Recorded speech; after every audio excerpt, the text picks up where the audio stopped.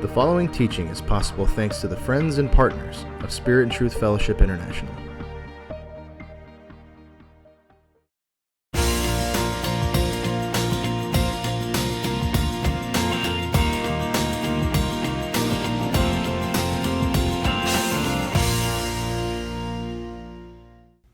Well, lately I've been kind of on a roll with woodworking and spiritual lessons that God has been teaching me as I've been putting my hands on the saw and handling all kinds of wood and making all different kinds of projects. So the other day I happened to be thinking about boxes.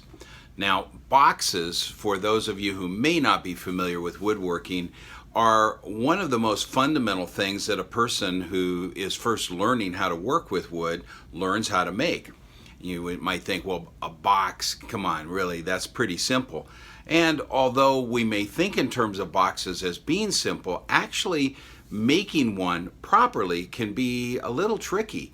It requires that you cut each length of the board precisely to the right length, and that when doing so, you've taken into account how that board overlaps with the other board so that your measurements are right, and not only with one other board, but then there's usually two boards, if not three or four, that it may interact with.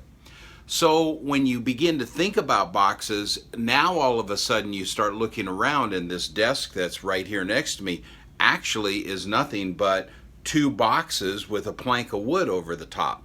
Also, every drawer in this desk is a box in one form or another. It may not have a lid, but a drawer is a box. The vanity in your bathroom is a box. Clearly, the jewelry box sitting on top of the dresser in your bedroom is a box on a box, and the dresser has drawers, which are boxes. So as you can see, we even live in boxes. Homes are boxes. So making a box is a pretty fundamental thing to learning how to woodwork. Well, as I was making some boxes, I started thinking about boxes, and I thought, how interesting that is that we say when someone's mental thinking is constrained, it's like they're living within a box, or they can't break out of the box. And I think that there's some spiritual lessons, at least there were for me, as I began to think about what are the mental boxes that I've got in my brain that don't allow me to look outside. I think the world, I think the Bible is speaking in a particular way. So then when I go and I read the scriptures, I'm not actually seeing what it's saying. I'm seeing it in light of my box, my understanding.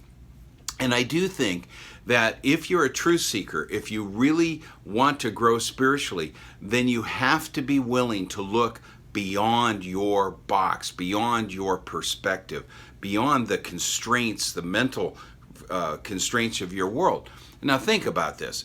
There's lots of biblical examples where people lived within their box, and then they couldn't see the greatness of what God is doing. For instance, here's Jesus. He comes along, and the Pharisees can't even see the Messiah who's standing right in front of them because their box did not allow them to think that it would be a simple man from Galilee who could be the Messiah. After all, they said, can anything good come from Nazareth? See, that's a mental box. Well, of course something good could come from Nazareth, just like something good could come from anywhere. So we have to be really careful, because I believe God wants to stretch our mental boxes all the time. He wants us to see the greatness of what He's doing.